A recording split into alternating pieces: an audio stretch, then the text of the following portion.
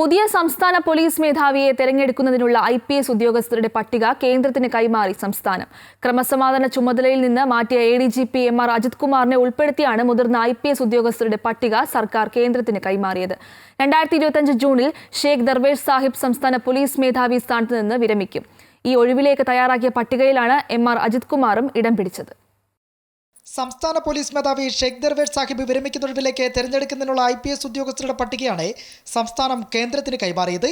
അടുത്തിടെ vigilance crime branch അന്വേഷണങ്ങളുടെ പശ്ചാത്തലത്തിൽ ക്രമസമാധാന ചുമതലയിൽ നിന്ന് മാറ്റിയ ADGP MR അജിത് കുമാറും പട്ടികയിൽ ഇടം പിടിച്ചിട്ടുണ്ട്. 30 വർഷം IPS സർവീസ് പൂർത്തിയാക്കുന്നവരെയാണ് സംസ്ഥാന പോലീസ് മേധാവിമാരുടെ ലിസ്റ്റിൽ ഉൾപ്പെടുത്തുന്നത്. പട്ടികയിൽ road safety commissioner Nitin Agarwal, Delhi intelligence bureau additional director Ravada Chandrasekhar, vigilance director Yogesh Gupta, ADGP Manoj Abraham, SPG additional director Suresh Raj Purohit എന്നിവരും പട്ടികയിലുണ്ട്. വിരമിക്കാൻ കുറഞ്ഞത് 6 മാസം കാലാവധി ശേഷിക്കുന്നതും 30 വർഷത്തെ IPS സർവീസുമാണ് മാനദണ്ഡം. സംസ്ഥാനം കൈമാറിയ 7 പേരുടെ പട്ടികയിൽ നിന്ന് 3 പേരുടെ ചുരുക്കപ്പട്ടിക തയ്യാറാക്കി കേന്ദ്രം സംസ്ഥാന സർക്കാരിന് കൈമാറും. ഈ പട്ടികയിൽ നിന്ന് ഒരാളെ സംസ്ഥാന സർക്കാരിനെ പോലീസ് മേധാവിയായി നിയമിക്കാം. പട്ടികയിൽ MR അജിത് കുമാറും ഇടം പിടിച്ചാൽ സർക്കാരിന് മുന്നിൽ മറ്റ് നിയമ തടസ്സങ്ങൾ ഒന്നുമില്ല.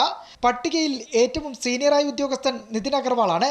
റവാഡ ചന്ദ്രശേഖറും യോഗേഷ് ഗുപ്ത എന്നിവരുമാണ് 2ഉം 3ഉം സ്ഥാനങ്ങളിൽ സീനിയോറിറ്റിയിലുള്ളത്. 2028 വരെയാണ് MR അജിത് കുമാറിന്റെ സർവീസ് കാലാവധി. UPSC ചെയർമാൻ, വിരമിക്കുന്ന സംസ്ഥാന പോലീസ് മേധാവി, ചീഫ് സെക്രട്ടറി, കേന്ദ്ര ആഭ്യന്തര സെക്രട്ടറി, കേന്ദ്ര പേഴ്സണൽ മന്ത്രാലയം സെക്രട്ടറി എന്നിവരടങ്ങിയ കമ്മിറ്റിയാണ് പട്ടികയിൽ നിന്ന് 3 പേരെ തിരഞ്ഞെടുത്ത് സംസ്ഥാന സർക്കാരിന് തീരുമാനിക്കാനായി കൈമാറുന്നത്.